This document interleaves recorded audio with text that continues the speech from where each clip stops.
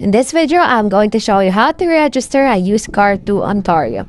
So go ahead and search here. So go ahead. So here, how to register a vehicle in Service Ontario Center.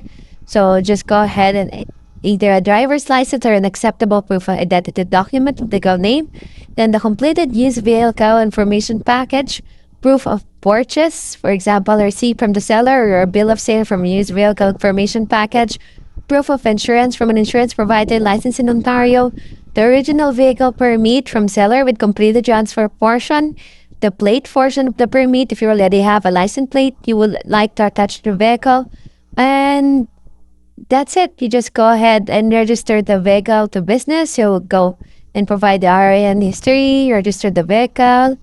Just follow these steps. We have here the cost, the payment, and the delivery.